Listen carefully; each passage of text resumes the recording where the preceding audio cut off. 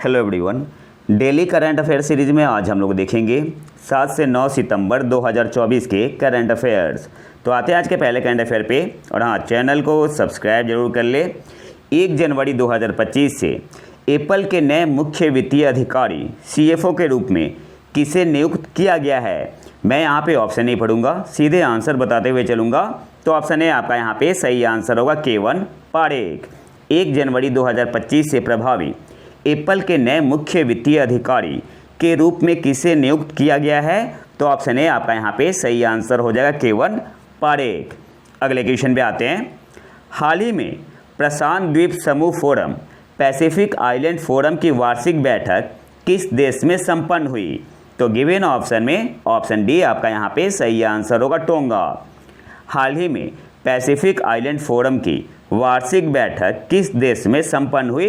तो option D आपका यहाँ पे सही आंसर होगा टोंगा। और टोंगा में कहाँ, तो टोंगा की राजधानी नुकुअलोफा में। अब थोड़ा सा पैसिफिक आइलैंड फोरम के बारे में देख लेते हैं। ये आपका फॉर्म हुआ था 1971 में।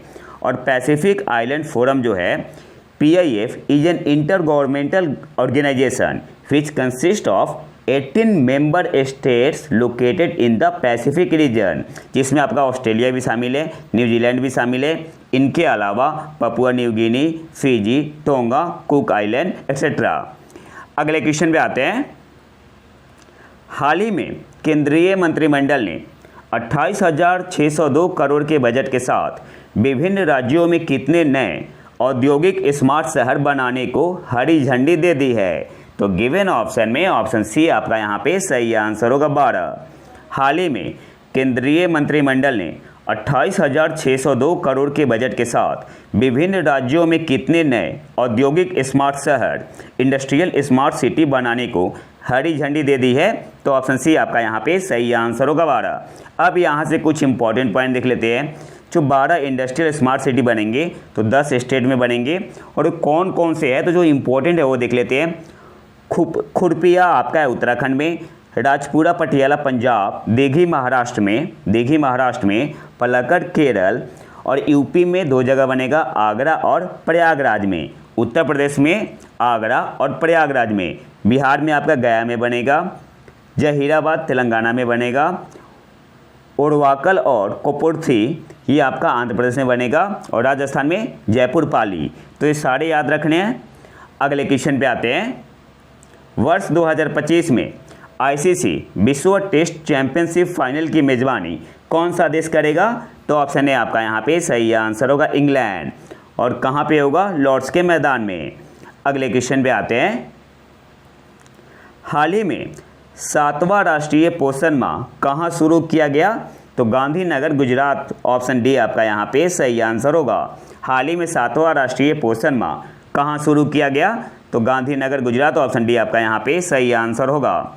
द 7th राष्ट्रीय पोषण माह वाज लॉन्च्ड फ्रॉम महात्मा मंदिर गांधीनगर गुजरात। और फोकस किस पे था, तो एनीमिया पे, ग्रोथ मॉनिटरिंग पे, कम्प्लीमेंट्री फीडिंग पे, पोषण भी, पढ़ाई भी, टेक्नोलॉजी फॉर बेटर गवर्नेंस और एक पेड़ माँ के नाम। अगले क्वेश्चन पे आते हैं। हाल ही में किस राज्य सरकार ने सामग्री को विनियमित करने, प्रभावशाली लोगों को प्रोत्साहित करने और सरकारी पहल को बढ़ावा देने के लिए नई डिजिटल नीति को मंजूरी दी है। तो उत्तर प्रदेश की सरकार ने। ऑप्शन बी आपका यहाँ पे सही आंसर होगा। हाल ही में किस राज्य सरकार ने सामग्री को विनियमित करने, प्रभावशाली लोगों को प्रोत्साहित करने और सरकारी पहल को बढ़ावा देने के लिए नई डिजिटल नीति को मंजूरी दी है। तो ऑप्शन बी आपका यहाँ पे सही आंसर होगा Uttar Pradesh.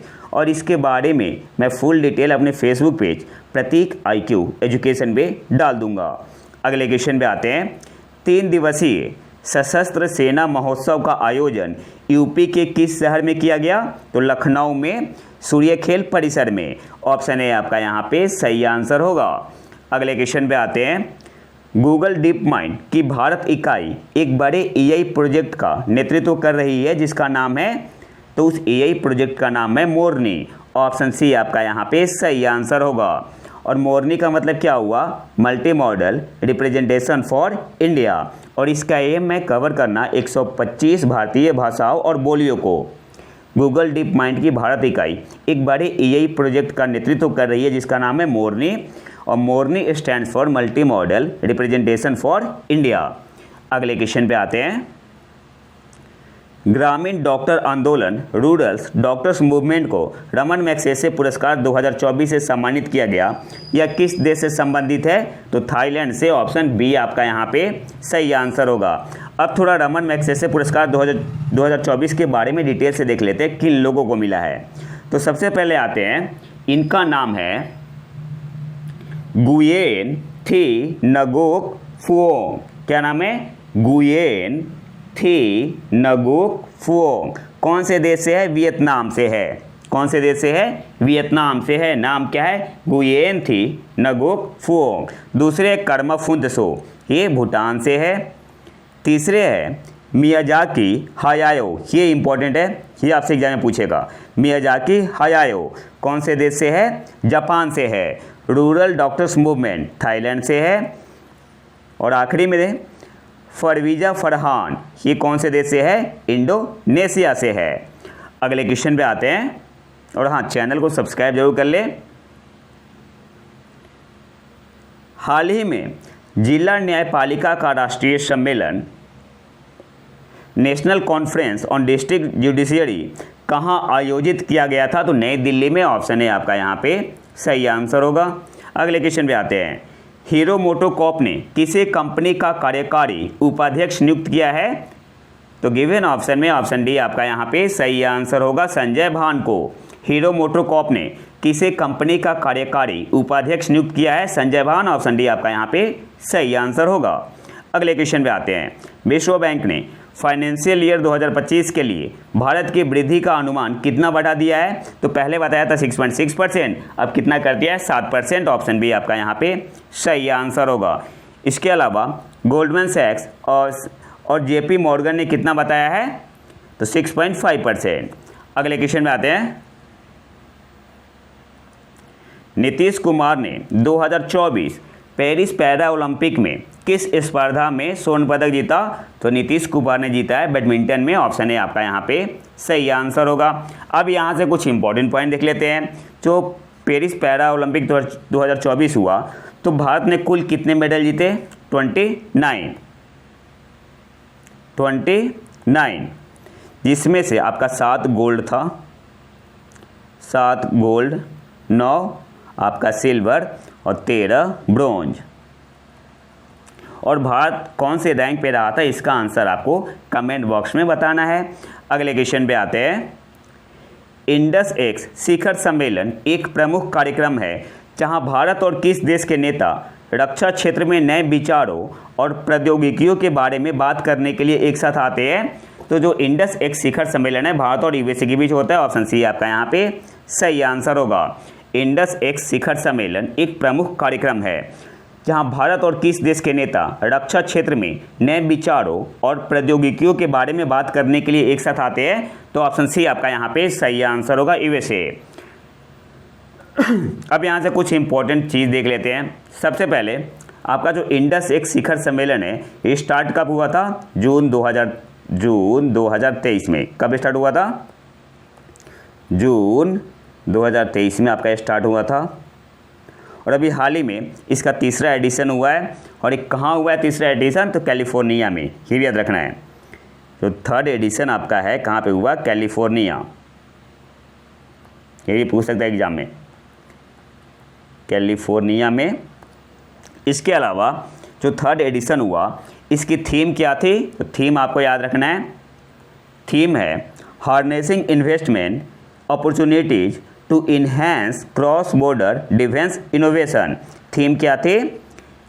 Harnessing investment opportunities to enhance cross border defence innovation. इसके अलावा इस समिट को को-होस्टेड किया गया किसके द्वारा? US India strategic partnership forum और स्टैनफोर्ड यूनिवर्सिटी के द्वारा। और कहाँ पे हुआ? कैलिफोर्निया में। अगले क्वेश्चन पे आते हैं।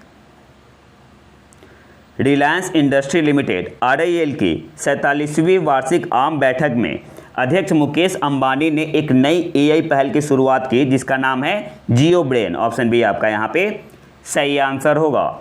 अगले क्वेश्चन पे आते हैं। हाल ही में भूमध्य सागर में वरुण अभ्यास के किस संस्करण का आयोजन भारत और फ्रांस के बीच समुद्री क्षेत्र में एक महत्वपूर्ण मील का पत्थर है? सिंपली आपसे पूछ रहा है कि भारत और फ्रांस के बीच जो वरुण अभ्यास होता है तो इस बार कौन सा एडिशन हुआ? तो ये आपका 22वां था। ऑप्शन है आपका यहाँ पे सही आंसर होगा। और ये कहाँ पे हुआ? भूमध्य सागर में। और भारत की तरफ से INS तवर गया था, ये भी आपको याद रखना है। और LRMR P8I एयरक्राफ्ट इसने पार्टिसिपेट किया। अगले क्वेश्चन पे आते हैं। उत्तर प्रदेश महिला आयोग का अध्यक्ष किसे नियुक्त किया गया? तो बबीता चौहान। ऑप्शन डी आपका यहाँ पे सही आंसर होगा। उत्तर प्रदेश महिला आयोग का अध्यक्ष किसे नियुक्त किया गया?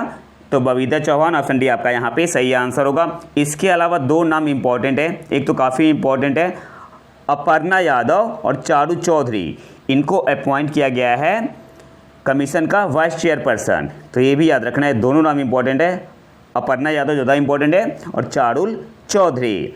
अगले क्वेश्चन पे आते हैं।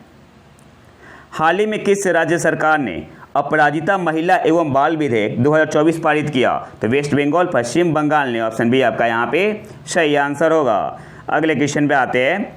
हाल ही में किस संगठन ने भारत विकास अद्यतन बदलते वैश्विक संदर्भ में भारत के व्यापार अवसर, India development update, India trade opportunities in a changing global context report जारी की? तो वर्ल्ड बैंक ने। ऑप्शन है आपका यहाँ पे सही आंसर होगा। और इसमें एक और पॉइंट आपको याद रखना है, जो इस रिपोर्ट में बताया गया है डेप्ट टू GDP रेशियो, ये कितना प्रोजेक्ट किया गया है? तो 2023-24 में 83.9% और ये डिक्रीज हो गए 2026-27 में कितना हो जाएगा? 82%। तो ये आपको याद रखना है। और आज के आखिरी करंट अफेयर पे आते हैं। उत्तर प्रदेश के मुख्यमंत्री योगी आदित्यनाथ ने राज्य में कितने फुटबॉल स्टेडियम बनाने की घोषणा की है? तो 18। ऑप्शन भी आपका यहाँ पे सही आंसर होगा। उत्तर प्रदेश के मुख्यमंत्री योगी आदित्यनाथ ने राज्य में कितने फुटबॉल स्टेडियम बनाने की घोषणा की है? तो 18। ऑप्शन भी आपका यहाँ पे सही आंसर होगा। और आगे 827 फुटबॉल ग्राउंड को भी डेवलप किया जाएगा हर एक ब्लॉक में। तो ये तो था हमारा आज का लेक्चर। अगर आपको इसका PDF चाहिए तो आप हमारे टेलीग्राम चैनल प्रतीक IQ करंट अफेयर को ज्वाइन कर सकते हैं।